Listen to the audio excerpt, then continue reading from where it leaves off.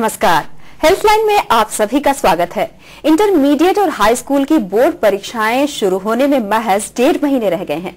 ऐसे में ज्यादातर बच्चों को परीक्षा का डर इतना ज्यादा सताने लगता है कि वो टेंशन में ठीक ढंग से अपनी पढ़ाई पूरी नहीं कर पाते हैं और इसका खामियाजा उनकी सेहत, पढ़ाई और परिवार पर पड़ता है। अब सवाल ये है कि बोर्ड की तैयारी बिना टेंशन के किया जाए तो कैसे? अगर आप भी इस बारे में कोई सवाल पूछना चाहते हैं तो बिना देर किए तुरंत नंबर मिलाएं अपने टीवी स्क्रीन पर फ्लैश हो रहे नंबर्स पर। ये नंबर्स हैं 01725043-863, 01725043-865। कैसे करें छात्र बिना टेंशन के पढ़ाई? इस बारे में ज्यादा जानकारी देने के लिए हमारे साथ स्टूडियो में मौजूद हैं जनरल हॉस्पिटल पंचकुला से psychiatrist doctor Rajeev Trehan. Doctor Trehan, हमारे स्टूडियो में आपका स्वागत है। नमस्कार जी, थैंक यू। डॉक्टर त्रेहन, जैसे कि बच्चे तो अक्सर उनको पढ़ाई तो करनी ही पड़ती है। एग्जाम का मौसम आ रहा है, बच्चों पर ज्यादा प्रेशर हो जाता है पढ़ाई का। घर में भी माहौल काफी ज्यादा ये हो जाता है कि उनके जो बड़े होते हैं उन्हें कहते हैं पढ़ाई पे ध्यान दो, खेलना कम करो, तो टेंशन ऐसे ही उनकी और ज्यादा बढ़ जाती है। तो इस दौरान ये जो एग्जाम के फोबिया भी काफी नजर आते हैं बच्चों में, ये एग्जाम का फोबिया क्या है? जब बच्चे के मन में एक फियर सा आ जाता है कि fear of Fehling in the exams, वो डर को हम फोबिया कहते हैं। तो जब ये डर बच्चे में प्रभावित हो जाता है तो बहुत सारे सिम्टम्स, फिर वो स्ट्रेस में चले जाता है जी। तो एक कुछ थोड़ा सा डर अगर बच्चे के मन में है या थोड़ा सा स्ट्रेस है तो वो बच्चे के लिए पॉजिटिव भी हो सकता है जी। तो उसमें बच्चा अच्छा परफॉर्म कर सकता है जब उसको मोटिवेशन मिलती है। जब एक्सेसिव प्रेशर बच्चे के मन में ऊपर आ जाता है, जहाँ बहुत ज्यादा डिमांड्स उसके ऊपर रख दी जाती हैं पेरेंट्स के द्वारा, जहाँ वो खुद ही अपने आप क्रिएट कर लेता है डिमांड्स कि अगर मेरे ग्रेड जो है 8+ से कम आएगा तो मैं उसको अपने आप को फेल समझूंगा। तो अननेसेसरली जब वो ये इस तरह की डिमांड्स क्रिएट कर लेते हैं तो बहुत ज्यादा जब प्रेशर आ जाए, basically it is a subjective response. कुछ बच्चे बहुत अच्छा रिएक्ट कर जाते हैं एडवर्स सिचुएशंस में और कुछ बच्चे कोप अप नहीं कर पाते तो फिर वो स्ट्रेस में भी चले जाते हैं और ठीक ढंग से पढ़ाई नहीं कर पाते हैं। डॉक्टर त्रेहन, हमारे साथ कुछ कॉलर जुड़ गए हैं, देखते हैं उनकी समस्या क्या है। हेलो हेलो, हाँ जी, आप अपना नाम बताइए और आप कहाँ से बोल रहे हैं? जी, मैं अजय नाटकुल बोल रहा हूँ, मैं महाराष्ट्र से बोल रहा हूँ। जी जी, आप अपना सवाल पूछिए डॉक्टर त्रेहन से। जी सर, मेरा सवाल ये है कि मुझे 5 साल से कोई भी चीज हिलती हुई दिखती है, क्योंकि 5 साल पहले मुझे ऐसी कोई प्रॉब्लम नहीं थी सर, लेकिन जब मैं इतना टेंशन पढ़ाई के समय पे बहुत मैं टेंशन लेता था तो वो टेंशन ही मेरी बीमारी बन गई। जी अजीत, क्या आपको समस्या क्या है? जी, समस्या ये है कि मैं बहुत चिंतित रहता हूँ। जब भी पढ़ाई करने जाता हूँ तो पढ़ाई किससे कर नहीं पाता, मन में चिंता, मतलब दिल लगता नहीं पढ़ाई में। बहुत इंटरेस्ट से पढ़ता हूँ फिर भी नहीं। जी जी। मुझे लगता है कि आप एग्जाम का बहुत ज्यादा तनाव ले रहे हैं। देखो, जो स्टडी है वो फ्रेशनेस ऑफ माइंड मांगती है। अगर आपका माइंड कूल है तभी आप कंसंट्रेशन कर पाएंगे, तभी आप अच्छा परफॉर्म कर पाएंगे और रिटेन कर पाएंगे। सो इसमें कूल रहना बहुत जरूरी है टू परफॉर्म बेटर। देखो, डर काहे का होना चाहिए? डर अगर आप में मन में ये है कि आपके मार्क्स कम आएंगे, ज्यादा से ज्यादा क्या होगा, कोई सब्जेक्ट में आप फेल हो सकते हैं, तो ये जो एग्जाम्स हैं doesn't mean failure in practical life में आपको इससे भी ज्यादा कई चीजें का सामना करना पड़ सकता है। तो इसलिए आपको अगर मार्क्स कम आ जाते हैं, जहाँ आप अच्छी तरह परफॉर्म नहीं कर पाते, तो that means you have to perform better next time, कि आप और ज्यादा मेहनत करें और नेक्स्ट टाइम और अच्छा आप कर सकते हैं। तो स्टडी आप तभी कर पाएंगे अगर आपका माइंड रिलैक्स है। अगर बहुत ज्यादा आप तनाव में हो, आपकी स्लीप डिस्टर्ब हो गई है, आपकी एपिटाइट डिस्टर्ब हो गई है और आप बहुत ज्यादा वरीड रहते हो, सैडनेस आ गई है, तो उसमें बेटर है यू शुड कंसल्ट साइकियाट्रिस्ट और काउंसलर इसके लिए। डॉक्टर, एक और कॉलर हैं, देखते हैं उनकी समस्या क्या है। हेलो हेलो हेलो, लगता है कॉल कट हो गया। डॉक्टर, जैसे कि हम बात कर रहे हैं कि एग्जाम के फोबिया के बारे में, एग्जाम के फोबिया के सिम्टम्स क्या होते हैं? जब बच्चा बहुत ज्यादा स्ट्रेस ले जाता है, जब डर बैठ जाता है उसके मन में, एक एप्रीहेंशन सी हो जाती है कि बच्चा बच्चे को कि मैं पता नहीं एग्जाम क्लियर कर पाऊंगा कि नहीं कर पाऊंगा। तो उस टाइम बहुत ज़्यादा जब स्ट्रेस में प्रेशर उसके ऊपर पड़ जाता है, वो स्ट्रेस में चले जाता है। तो अगर स्ट्रेस में जाने के बाद अगर वो प्रोलॉन्ग स्ट्रेस है तो उसको फिजिकल और मेंटल इलनेस भी हो सकती है। तो स्ट्रेस के जो सिम्टम्स अधिकतर बच्चों में रहते हैं, उसकी स्लीप डिस्टर्ब हो सकती है, उसकी एपिटाइट डिस्टर्ब हो सकती है, उसकी भूख कम भी हो सकती है, बहुत ज़्यादा भी हो सकती है, स्लीप बहुत ज़्यादा कम हो जाती है, और उसमें चिड़चिड़ापन, गुस्सा, तेजी और हॉस्टाइल या बहुत ज़्यादा एंग्री हो सकता है बच्चा। तो स्टमक के सिम्टम्स आ जाते हैं, इंडाइजेशन हो जाती है, हेडेक हो सकती है, बैकएक हो सकती है, लैक ऑफ कंसंट्रेशन हो सकती है। तो ये सारे सिम्टम्स जो हैं स्ट्रेस रिलेटेड है। जी, जैसे कि आपने ये सारे सिम्टम्स बताए, कई बार ऐसे बच्चे होते हैं जो एग्जाम जितने ही नजदीक आता है वो कुछ ज्यादा सोने लगते हैं, तो ये क्या है? नहीं, बच्चों के लिए minimum 8 hours sleep is required. अगर प्रॉपर अमाउंट ऑफ स्लीप ले रहे हैं तो उनका माइंड जो है रिफ्रेश रहेगा। तो इसलिए इससे ज्यादा अगर वो स्लीप ले रहे हैं तो कोई जरूरत नहीं है। 8 hours minimum sleep is required for them. Adult में मिनिमम 6 to 8 आवर्स है, लेकिन अगर ग्रोइंग चिल्ड्रन है तो उसमें adequate rest is required, and that is minimum 8 hours sleep. Doctor Trehan, जैसे कि एग्जाम फोबिया है, आपने कहा टेंशन बहुत बढ़ जाता है, उससे स्वास्थ्य के काफी संबंधित समस्याएं भी देखने को मिलती हैं, पर कई बार वो टेंशन डिप्रेशन बन जाता है। तो इस दौरान कैसे किसी पेरेंट को पता चलेगा कि मेरा बच्चा डिप्रेशन में चला गया है टेंशन की वजह से? हाँ, बच्चा अगर बहुत ज्यादा एग्जाम का स्ट्रेस ले गया है तो उसको एंजाइटी या डिप्रेशन भी हो सकती है। डिप्रेशन के जो मुख्य 3 लक्षण है वो सैडनेस ऑफ मूड है, लैक ऑफ कंसंट्रेशन है, और इंक्रीज फटिकेबिलिटी है कि वो बहुत ज़्यादा थका हुआ महसूस करता है, और रिड्यूस एनर्जी हो जाती है उसमें, इंक्रीज फटिकेबिलिटी, और loss of interest and enjoyment from regular and pleasurable activities. जिन कामों में उसको पहले रुचि रहती थी बच्चे को, तो वो भी उसकी रुचि उसमें, उससे भी उसका मन उठ जाता है, और आत्मविश्वास बच्चे का कम हो जाता है, उसकी स्लीप बिगड़ जाती है, भूख कम हो जाती है, और बुरे विचार आने शुरू हो जाते हैं कि life is not worth living. So इस तरह के मतलब कि bleak and pessimistic views of future हो जाता है कि उसको आने वाला समय अच्छा नहीं लगता।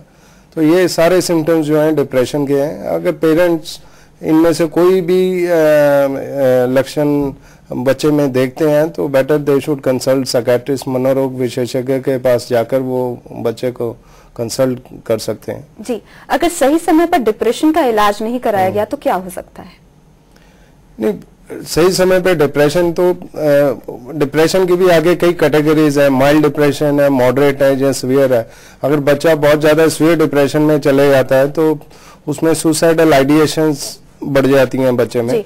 तो हमने कई बार देखा है कि पेरेंट्स की एक्सपेक्टेशंस बहुत होती हैं बच्चों से, तो वो अच्छा नहीं परफॉर्म कर पाता बच्चा, तो कई बार इस तरह का भी कदम उठा लेता है। अक्सर हम एग्जाम्स, जो बोर्ड के एग्जाम्स हैं, उसके बाद हम न्यूज़ में सुनते हैं कि इस तरह, तो ये बेटर है कि देखो, failing in exam doesn't mean failing in practical life.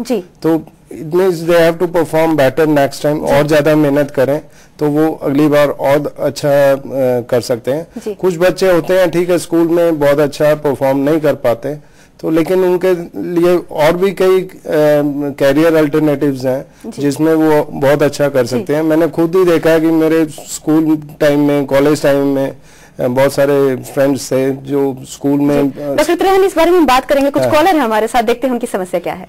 Hello hello, लगता है कॉल कट हो गया। डॉक्टर, जैसे कि आप कह रहे थे कि बहुत सारे और भी ऑप्शंस हैं, पेरेंट्स को बहुत ज्यादा बच्चों से एक्सपेक्टेशंस होती हैं क्या, और वो अपनी इच्छा के हिसाब से बच्चों को फोर्स करते हैं कि नहीं तुम्हें यही सब्जेक्ट लेना चाहिए, तुम्हें ऐसा ही करना चाहिए, ये कितना सही है? नहीं, ये मैं नहीं ये मानता कि उचित है।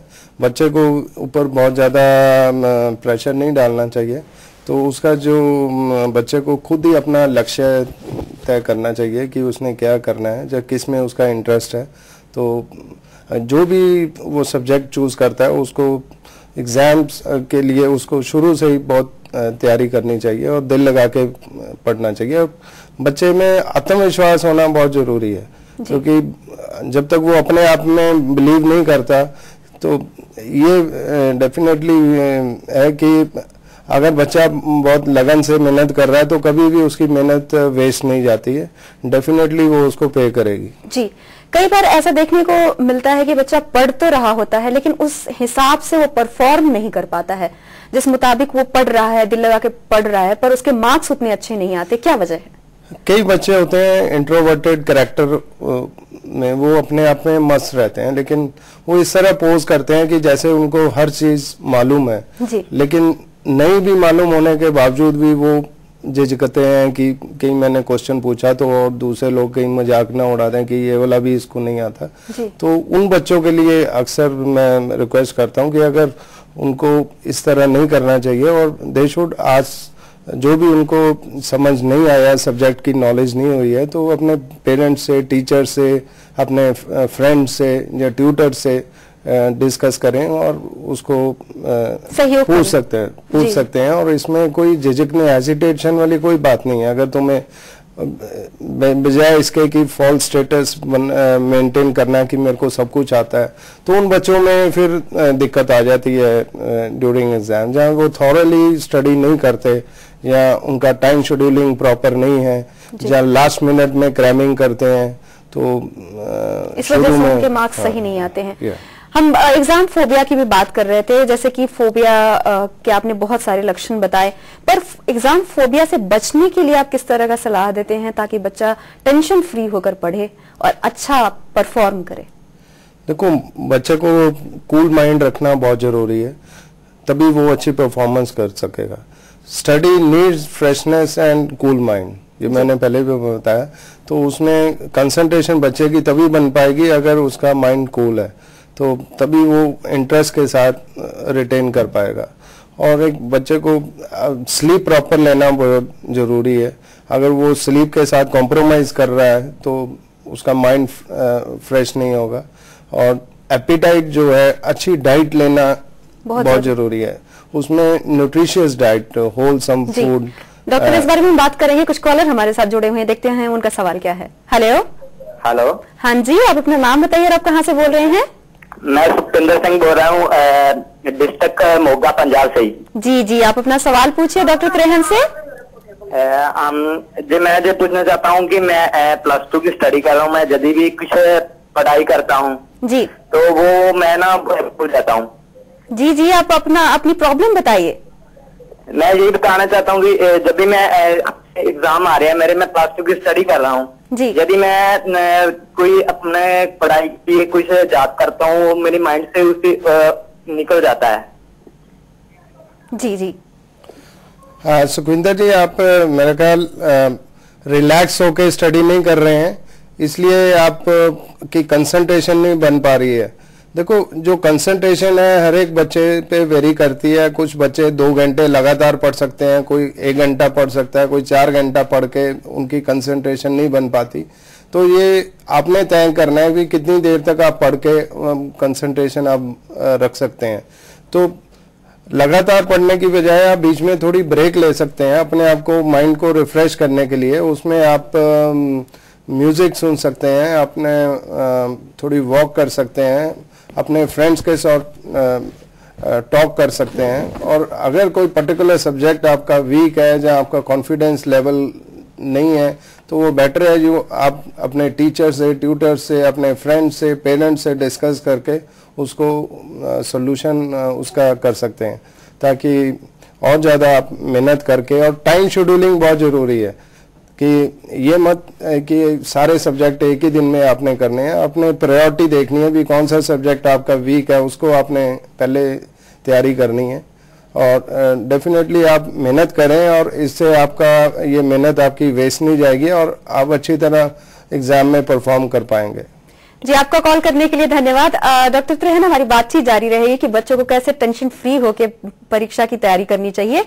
फिलहाल हम रुक रहे हैं छोटे से ब्रेक के लिए। ब्रेक के बाद भी जनरल हॉस्पिटल पंचकुला से साइकियाट्रिस्ट डॉक्टर राजीव त्रेहन आपके सवालों का जवाब देंगे। आप बने रहिए हमारे साथ। हेल्पलाइन में ब्रेक के बाद आप सभी का स्वागत है। हमारी फोन लाइंस खुली हैं। हम बात कर रहे हैं कि कैसे करें बोर्ड की तैयारी टेंशन फ्री होकर, यानी छात्र कैसे रखे अपने आप को टेंशन फ्री। और अगर आप भी इस बारे में कोई जानकारी चाहते हैं तो हमें कॉल करें 01725043863, 01725043865 पर। डॉक्टर, हमारे साथ कुछ कॉलर जुड़ गए हैं, देखते हैं उनका सवाल क्या है। Hello hello hello. हाँ जी, आप अपना नाम बताइए और आप कहाँ से बोल रहे हैं? मैं बठिंडा से बोल रहा हूँ, मेरा नाम है संजीव कुमार गोयल। जी जी संजीव जी, आप अपना सवाल पूछिए। हाँ जी, प्रॉब्लम हमारी ये है, अभी साउंड कर ले टीवी की? जी, अभी टीवी की वॉल्यूम नहीं करें, आप अपना सवाल पूछिए। हाँ जी, मेरी प्रॉब्लम, मेरी बिटिया पढ़ती है 8 क्लास में जी। उसका ना जो मैथ का है या साइंस का है, जैसे घर में तो ठीक कर जाती है जी, स्कूल में जब करते कंफ्यूज होते हैं वहां जाके। जी हाँ जी। उनका कहना है कि उनकी बेटी स्कूल में जाके कंफ्यूज हो जाती है। संजीव जी, लगता है आपके बच्चे का जो मैथ सब्जेक्ट है, हो सकता है कई बार कोई बच्चे पर्टिकुलर सब्जेक्ट में वीक होते हैं, तो उसकी आप और ज्यादा तैयारी कराएं उसकी बिफोर एग्जाम्स। बच्चे को उस मैंने एग्जाम से पहले उससे एक सैंपल टेस्ट आप दीजिए, ताकि वो और ज्यादा जितने बिफोर एग्जाम्स टेस्ट क्लियर करेगी, उससे प्रैक्टिस करेगी और उससे उसका और ज्यादा कॉन्फिडेंस लेवल बढ़ेगा और डेफिनेटली वो एग्जाम्स में और अच्छा परफॉर्म कर पाएगी। डॉक्टर, एक और कॉलर है, देखते हैं उनका सवाल क्या है। Hello hello. हाँ जी, आप अपना नाम बताइए और आप कहाँ से बोल रहे हैं? मैं सुखदेव सिंह बोल रहा हूँ जी, बरनाला से। जी जी सुखदेव जी, आप अपना सवाल पूछिए। देखिए, मेरा सवाल ना स्टूडेंट की बजाय टीचर के बारे में है। टीचर के बारे में, मेरा भाई टीचर है, स्कूल टीचर है जी। उनको जब वो पढ़ाते हैं या कोई ऑफिस वर्क करते हैं या कोई मेंटल वर्क करते हैं जी, तो उनके दिमाग में एम्प्टीनेस, खालीपन आ जाता है जी। तो मतलब मेंटल फटीग महसूस करते हैं। वो आधा घंटे के बाद काम करने के, दिमागी काम करने के बाद जी, तो उनको थोड़ा सा ना मेडिसिन लेनी पड़ती है, जैसे लिब्रियम वगैरह लेनी पड़ती है जी। तो दिन में 3 बार लिब्रियम लेते हैं, तभी मेंटल वर्क कर सकते हैं। उनकी एज 50 इयर्स है और वेट 49 kg है जी। हाँ, उनको थोड़ा सा अंडर नरिशिड है बॉडी, मतलब उनकी डाइट थोड़ी सी कम है, उनका इरिटेबल बाउल सिंड्रोम है जी। ये क्या मतलब इसका रीजन क्या है? दिमागी कमजोरी है या कोई और चीज है? जी, इसमें सुखदेव जी, आपके जो ब्रदर हैं, जो टीचर हैं, और वो बहुत जल्दी मेंटल फटीग हो जाती है उनको, तो मुझे लगता है जैसे आप कह रहे हैं कि ऑन मेडिकेशंस हैं, वो जो और ज़्यादा डिटेल हिस्ट्री लेनी पड़ेगी। इसमें बेटर है कि आप किसी मनोरोग विशेषज्ञ को दिखाएं उनको। तो मुझे लगता है थोड़े से उनको एंजाइटी सिम्टम्स हो रहे हैं या माइल्ड डिप्रेसिव सिम्टम्स हो रहे हैं, जिसकी वजह से उनको ये कॉन्फिडेंस नहीं बन पा रहा और मेडिसिन लेके उनको बच्चों को पढ़ाना पड़ रहा है। आप कह रहे हैं कि 3 टाइम उनको मेडिसिन लेनी पड़ रही है, वो एंटी एंजाइटी मेडिसिन है। तो बेटर है कि आप किसी मनोरोग विशेषज्ञ को दिखाकर कंसल्ट करें। डॉक्टर त्रेहन, एक और कॉलर है हमारे साथ, देखते हैं उनका सवाल क्या है। Hello hello. हाँ जी, आप अपना नाम बताइए और आप कहाँ से बोल रहे हैं? हाँ, मैं राजेंद्र बोल रहा हूँ, यहाँ मीरपुर, हिमाचल प्रदेश से। जी जी राजेंद्र, आप अपना सवाल पूछिए। डॉक्टर साहब से बात करिए। जी जी। हाँ जी, बात करिए। करें मैं उनसे बात? हाँ हाँ बिल्कुल, आप अपना सवाल पूछिए। हाँ जी, हाँ जी, नमस्कार जी। नमस्कार जी। मैं राजेंद्र बोल रहा हूँ जी, हिमाचल प्रदेश, हमीरपुर से। हाँ जी। हाँ जी, ये सर मेरी बिटिया है ना, +2 में है। हाँ और मेडिकल रखा हुआ है। ओके। तो वो जैसे याद करके जाती है, लेकिन एग्जाम में वो लिख नहीं पाती है। कम लिखती है और उसके मार्क्स जैसा वो सोचती है वैसे नहीं आते। ठीक है। क्या प्रॉब्लम है सर? कैसे इसको कन्विंस करें कि आप याद करके जा रहे हैं लेकिन एग्जाम में अच्छा नहीं कर पा रहे हैं? ओके, देखो राजेंद्र जी, आपने बच्चे को अपने मेडिकल लेकर दिया है और इसमें बच्चे को बहुत ज़्यादा मेहनत की ज़रूरत है और उसमें शुरू से एग्ज़ाम मतलब कि तैयारी करने से बहुत पहले ही पढ़ाई करना बहुत ज़रूरी है और एक प्रॉपर शेड्यूलिंग होनी चाहिए ताकि बच्चे को रिवीजन का भी टाइम मिले बिफोर एग्ज़ाम्स। ठीक है। और सब्जेक्ट जो है उसको क्लियर होना बहुत जरूरी है। सब्जेक्ट में मीन्स कि रट्टाफिकेशन नहीं या मगिंग नहीं करनी, उसमें कॉन्सेप्ट क्लियर होने या बेसिक्स सब्जेक्ट के बारे में नॉलेज होनी बहुत जरूरी है, तभी वो अच्छी तरह वो रिटेन कर पाएगी। या ये भी देखना पड़ेगा कहीं बच्चा आपका तनाव में नहीं है तो नहीं है, या वो बहुत थॉरो स्टडी तो नहीं अगर नहीं कर रहा तो फिर उसको एग्जाम्स में प्रॉब्लम आ सकती है कि वो सब्जेक्ट पढ़ के ही नहीं गया तो वहाँ पर वो कैसे परफॉर्म कर पाएगा। अगर कुछ पर्टिकुलर चैप्टर्स उसने मिस कर दिए हैं तो उसके ऊपर वो उसको क्वेश्चंस आ गए हैं तो डेफिनेटली परफॉर्मेंस उसकी पुअर हो जाएगी। अगर बहुत ज़्यादा एक्सेसिव स्ट्रेस में है, एंजाइटी में है, तो उससे भी बच्चे की परफॉर्मेंस पुअर हो सकती है। तो अगर वो रिलैक्स माइंड से तैयारी करे और मन से मेहनत करे और डेफिनेटली वो एग्जाम क्लियर कर जाएगी। डॉक्टर, एक और कॉलर हैं, देखते हैं उनका सवाल क्या है। हेलो। हेलो। हाँ जी, आप अपना नाम बताइए और आप कहाँ से बोल रहे हैं? हाँ जी, मेरा नाम गुरदेव सिंह है, मैं कैथल से बोल रहा हूँ। जी जी गुरदेव जी, आप अपना सवाल पूछिए। मेरा सर डॉक्टर साहब से मैम। हाँ जी गुरदेव जी बताइए। हाँ जी सर, मैं जब भी पढ़ता हूँ, मैं बीकॉम फाइनल ईयर में हूँ, अब जब भी पढ़ता हूँ मुझे कुछ याद नहीं रहता और एग्जाम के टाइम टेंशन रहती है और पहले तो कुछ नहीं पढ़ता। और मेरे मार्क्स भी अच्छे नहीं आते, इस करके मैं बहुत टेंशन में रहता हूँ सर। अभी कौन से सिम्टम्स आते हैं अगर टेंशन में रहते हो तो क्या होता है, आप किस तरह महसूस करते हो, किस तरह के लक्षण आ रहे हैं आपको? सर जब भी टेंशन में सर दर्द रहता है। एग्जाम की वरी कर रहे हैं आप, या आपको कोई आपकी नींद बिगड़ गई है, भूख बिगड़ गई है, या आत्मविश्वास कम हो गया है? सर कॉन्फिडेंस भी लो है और हर टाइम घबराहट सी भी रहती है और जब भी मैं मोस्टली अकेले रहता हूँ सर, इस करके लोनली भी बहुत ज्यादा फील होता है। ओके, मूड कैसा रहता है आपका most of the time? Mood sir sad रहता हूँ ऑल टाइम। तो गुरदेव जी मेरे को लग रहा है कि आप बहुत ज्यादा तनाव में हैं, तो इसके लिए जैसे आपने बताया कि ये जो लक्षण है ये थोड़े एंजाइटी और डिप्रेशन से रिलेटेड लक्षण है। आप एक मनोरोग विशेषज्ञ से मिलकर कंसल्ट करें उनको, और डेफिनेटली आप ये जितने भी आप सिम्टम बता रहे हैं इससे रिलीफ आपको मिल जाएगी। डॉक्टर त्रेहन, अक्सर देखने को आता है जब एग्जाम का वक्त आता है तो पेरेंट्स बच्चों के जितने भी एक्स्ट्रा एक्टिविटीज हैं उसे बिल्कुल बंद करा देते हैं, ये कितना सही है? क्या इसे बंद करना सही है? देखो, एग्जाम्स के टाइम बच्चे की जो कंसंट्रेशन है वो स्टडी की तरफ ज्यादा होनी चाहिए जी। आजकल हमने देखा है कई बच्चे टीवी चला रहे होते हैं और साथ में स्टडी कर रहे होते हैं, या उधर उनका कोई ब्रदर सिस्टर कोई गाने सुन रहा है या फेसबुक पे लगा हुआ है, तो उससे बच्चे डिस्टर्ब हो जाता है। तो उस दौरान बच्चे को अगर एकांत में सिर्फ कंसंट्रेशन की बहुत ज़्यादा ज़रूरत है तभी वो रिटेन कर पाएगा सब्जेक्ट को। तो उसलिए थोड़ी देर जब वो स्टडी कर रहा है तो उस दौरान तो ये चीज़ें बिल्कुल यूज़ नहीं करनी चाहिए, जितने भी इलेक्ट्रिकल गैजेट्स हैं, चाहे वो मोबाइल फ़ोन है, चाहे इंटरनेट है, चाहे फेसबुक है, चाहे वो फ़ोन।